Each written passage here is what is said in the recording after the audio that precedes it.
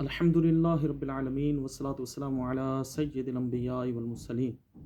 अम्मा बअद फ़अऊज़ु बिल्लाहि मिनश शैतानिर रजीम बिस्मिल्लाहिर रहमानिर रहीम। मोहतरम सामिईन गिरामी,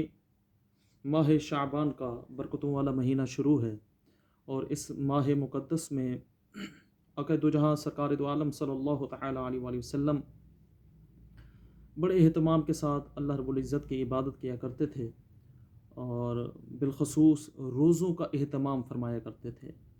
हज़रत अनस बिन मालिक रदी अल्लाह तआला अन्हु हजूर के बड़े ही प्यारे सहाबी थे और 10 साल हजूर की खिदमत में रहे। सुनन निसाई में है, आप फरमाते हैं कि सरकार दो आलम सल्लल्लाहु तआला अलैहि वसल्लम कभी साल में इतना रोज़े लगते यूँ लगता था कि हजूर सारा साल ही रोज़े रखेंगे, और कभी रोज़े छोड़ते यूँ लगता था कि हजूर इस साल रोज़े छोड़ देंगे। लेकिन सबसे ज़्यादा जिस महीने में हजूर को रोज़े पसंद थे वो शाबान था। मतलब ये है कि रमज़ान के अलावा जो बाकी 11 महीने, उसमें उन 11 महीनों में हजूर को सबसे महबूब जो महीना था रोज़ों के हवाले से वो शाबानुल मुअज़्ज़म था। इसी तरह अबू दाऊद में एक रिवायत है, उम्मुल मोमिनीन अम्मा आयशा सिद्दीक़ा रज़ियल्लाहु तआला अन्हा फरमाती हैं कि हजूर नबी अकरम को शाबानुल मुबारक के रोज़े बहुत महबूब थे। तो हज़रात गिरामी, आक़ा दो जहाँ सरकार दो आलम सल्लल्लाहु तआला अलैहि वसल्लम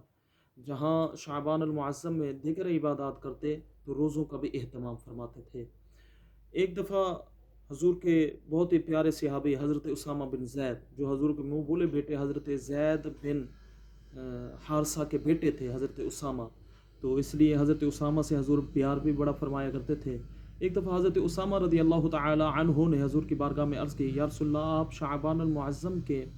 इतने रोज़े क्यों रखते हैं? तो हजूर ने फरमाया कि रजब और रमज़ान के दरमियान एक महीना है शाबान, लोग इससे गाफिल हैं। इस महीने में उम्मत के अमाल अल्लाह की बारगाह में फ़रिश्ते पेश करते हैं। फ़अहिब्बु अन युरफ़अ अमली व अना साइमुन, और मैं ये पसंद करता हूँ कि जब फ़रिश्ते मेरा अमल अल्लाह की बारगाह में पेश करें तो उस वक्त मैं रोज़े की हालत में हूँ। इमामुल औलिया हजूर गौसुल आज़म शेख अब्दुल कादिर जिलानी रहमतुल्लाहि तआला अलैह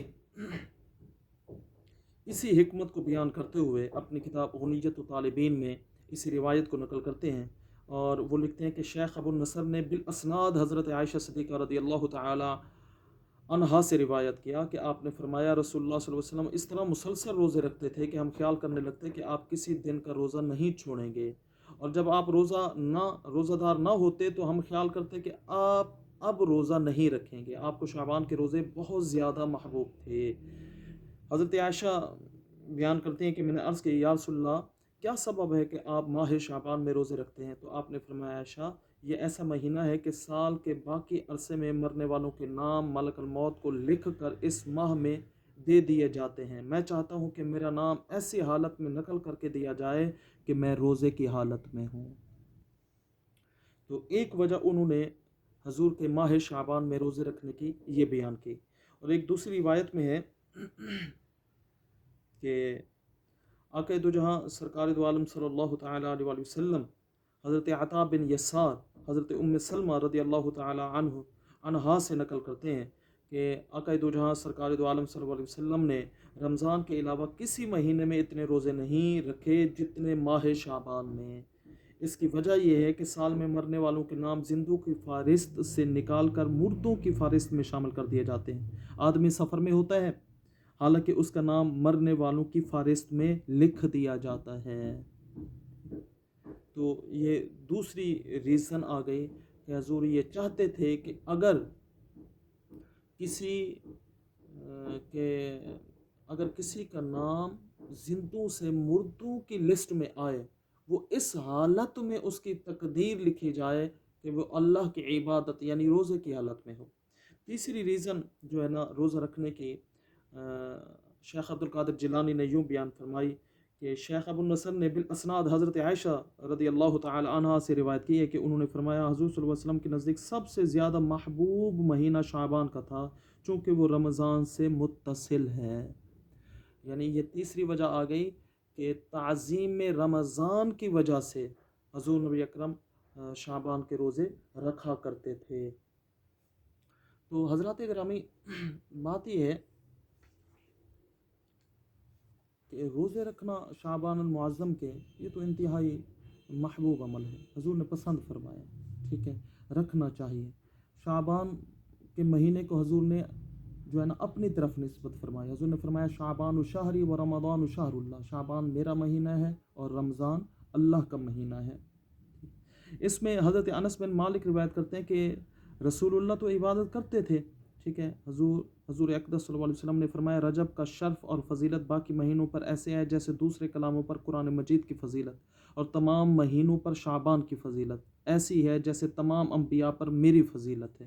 اور دوسرے مہینوں پر رمضان کی فضیلت ایسی ہے جیسے تمام کائنات پر اللہ کی فضیلت۔ حضرت انس بن مالک سے روایت ہے، ایک دوسری روایت کہ رسول اللہ صلی اللہ علیہ وسلم کے اصحاب جب شعبان کا چاند دیکھ لیتے تو کلام مجید کی تلاوت میں منہمک اور محو ہو جاتے۔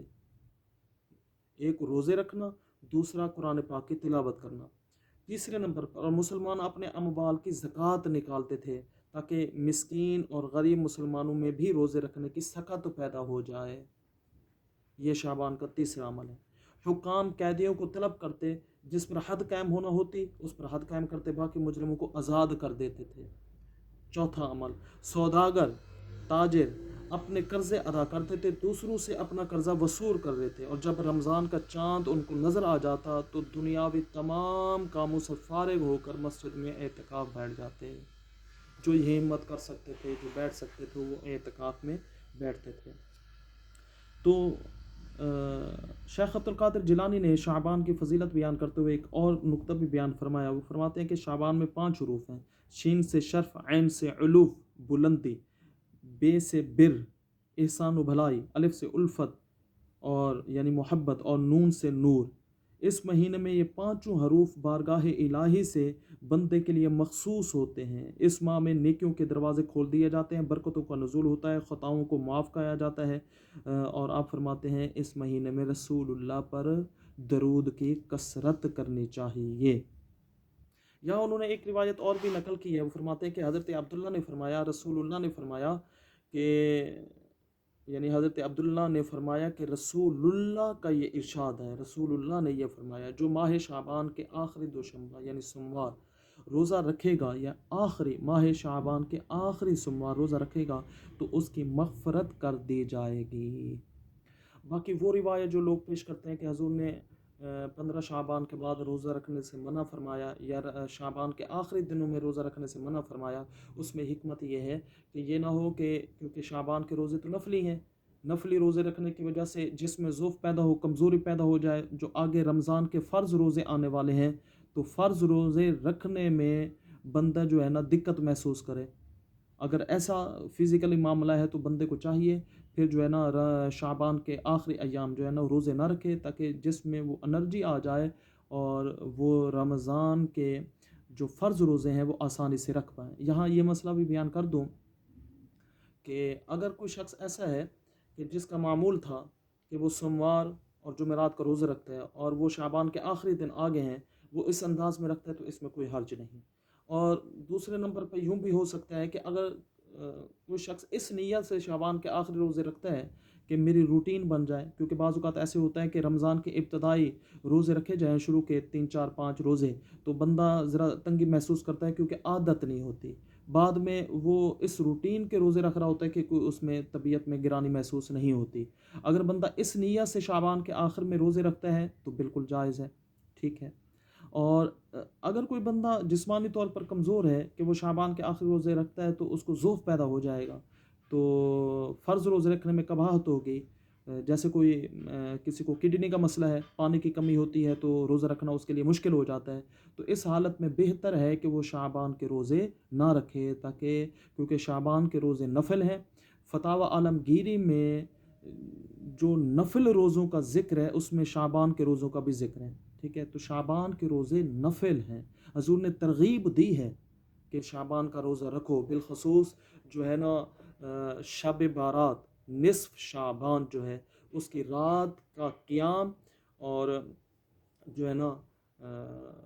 دن میں روزہ رکھنا، اس کی حضور نبی اکرم نے ترغیب دی ہے۔ تو اس کو میں بیان کر دوں، جسٹس کرم شاہ صاحب الازری رحمۃ اللہ تعالی علیہ نے اس روایت کو نقل کیا اپنی تفسیر